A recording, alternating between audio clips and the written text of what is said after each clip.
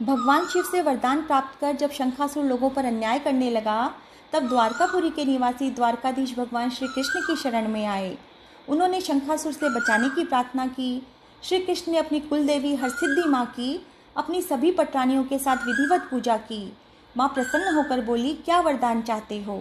श्री कृष्ण ने कहा, माँ मुझे शंखासुर का वध करना है। वह लोगों पर अत्याचार करके समुद्र पार चला जाता है। माँ ने कहा, ठीक है, तुम अपनी सेना लेकर आओ, मैं तुम्हारे बल्लम पर कोयल बनकर बैठूंगी। श्री कृष्ण अपने 56 करोड़ यादवों के साथ समुद्र किनारे पहुँचे। माँ हरसिद्धि देवी कोयल का रूप धारण कर श्री कृष्ण के बल्लम पर बैठ गई। माँ की कृपा से सारी सेना समुद्र पार हुई। श्री कृष्ण ने शंखासुर का वध किया। द्वारकापुरी से 14 किलोमीटर दूर सौराष्ट्र के ओखा मंडल में मिलनपुर मियानी गांव है, जहां श्री कृष्ण की कुलदेवी हरसिद्धि माता का मंदिर है। एक प्रचलित कथा के अनुसार मिलनपुर के राजपूत राजा की 7 रानियों में से एक रानी प्रभावती हरसिद्धि माता की भक्त थी। सभी रानियां नवरात्रि के समय 9 दिन व्रत तथा रात को मां का जागरण के लिए रास गरबा किया करती। एक दिन मां को गरबा की ध्वनि सुनाई पड़ी।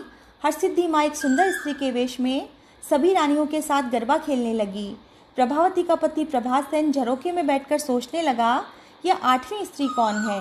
वह उस पर मोहित हो गया। रास के बाद जब देवी जाने लगी तो उसने रास्ता रोककर अपनी गंदी भावना व्यक्त की। माँ ने जब खड़क निकाला तो वह पैर पकड़कर गिड़गिड़ाने लगा और जीवन दान मांगा। माँ ने कहा, तुझे सजा के तौर पर मेरा भोजन बनना होगा। वह 1.25 पहर दिन बीतने पर मंदिर पहुँचता और खोलने वाले तेल की कढ़ाई में बैठ जाता। जब वह तल कर तैयार होता तो माँ उसका भोजन करती और फिर से उसे इंसान बनाकर उसके घर भेज देती। एक दिन उसका मौसेरा भाई विक्रमादित्य, जिन्होंने विक्रम संवत की शुरुआत की थी, मियानी पहुँचे। दोनों भाई मिले। हालचाल में प्रभास सेन ने अपनी आपबीती सुनाई।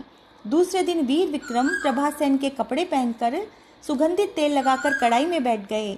माँ ने उनका भक्षण करने के बाद पूछा कि तुमने ऐसा क्यों किया? तो उन्होंने कहा, माँ मेरे भाई को मुक्ति दे दो। माँ प्रसन्न हुई। विक्रमादित्य ने कहा, माँ मैं आपकी सेवा करना चाहता हूँ।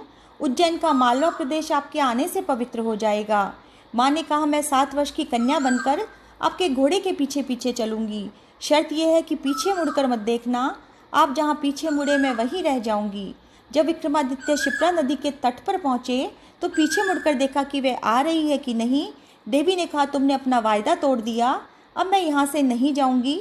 देवी 1.25 पहर रात बीते पहुँची थी, इसलिए वहाँ के मंदिरों में रात को तथा कोपला पहाड़ी पर दिन को हरसिद्धि माँ की पूजा होती है।